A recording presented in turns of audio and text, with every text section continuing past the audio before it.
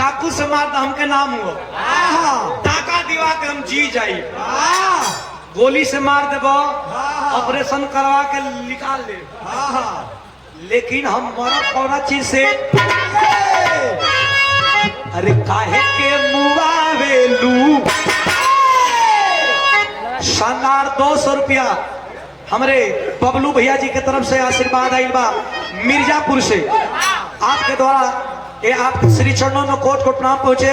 और शानदार 1000 रुपया दे करके आदरणीय और भैया ने बताया, उपेंद्र भैया, कि जिनके हजारों लोग अपने को आइडियल मान करके और ये सोते जागते ये सोचते हैं कि खाली दर्शन हो जाओ, हमने के कितना सौभाग्यशाली बने जाए कि हमार गुरुजी, हमने के कहने कि हमार गुरुजी ये अपनत्व बात। उपेंद्र भैया कह देला, हमरे मुद्रिका भैया कह देला कि हमार गुरुजी ये कहीं ना कहीं परमात्मा द्वारा हमने के पूर्व जन्म के फल बा कि हमने के आप जैसन गुरुजी मिलल बनी। और हम अपने आप के धन्य समझिला।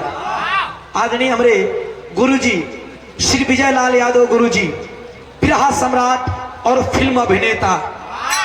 बाबा से तो हम कुछ मंगनी ना, लेकिन ये मांगता नहीं कि हे बाबा अगर अगला मेरी प्रोग्राम हमारे यहाँ होखे न होखे, लेकिन गुरुजी आवा तो एमपी बन के आवा। समर्थन मान आप लोगन के कि अगला मेरे गुरुजी के यहाँ प्रोग्राम होखे तो सांसद बन के लाल बत्ती लहराते आवे। और बाबा से ये हम मांगल चाहते नहीं। कैसे?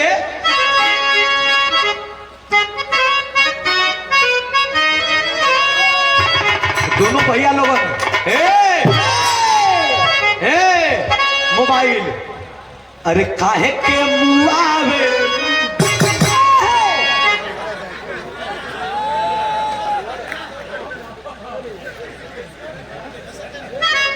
अरे काहे के मुआवे,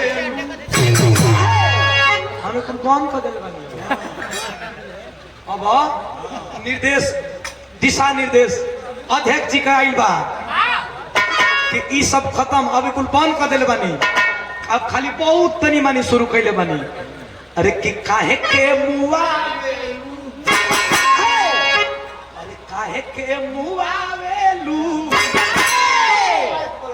अरे नजरिया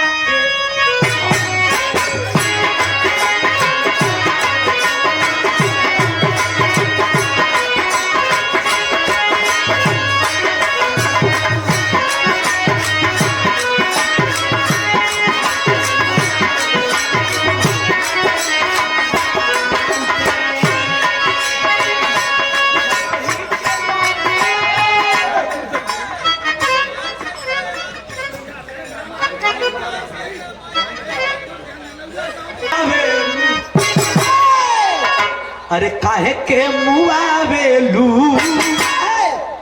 अरे नजरिया के पान से काहे के मुआवेलू, नजरिया के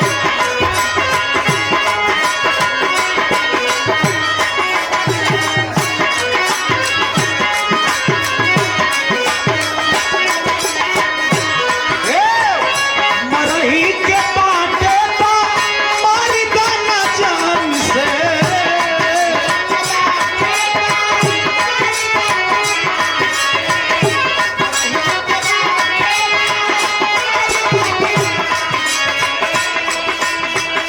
मरही के बाटे बा मारी गाना जान से, अरे काहे के मुआवेलू, अरे काहे के मुआवेलू, अरे नजरिया के पान से।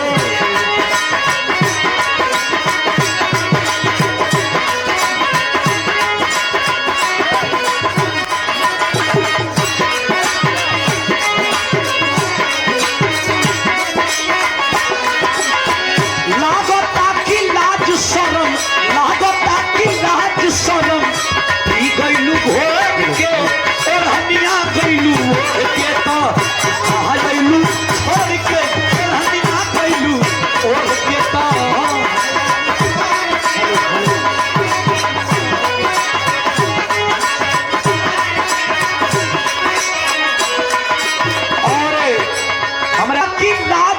शरम लागता की लाज शरम पी गईलू भोग के ओढ़निया गईलू ओढ़ के ओढ़निया गईलू ओढ़ के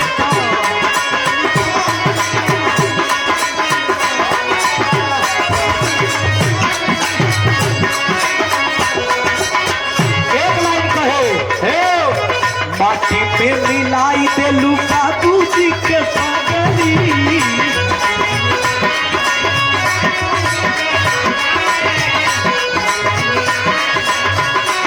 और नमवा हसवलू नमवा हसवलू नमवा हसवलू नमवा हसवले पाड़ू गाँव नगर सगली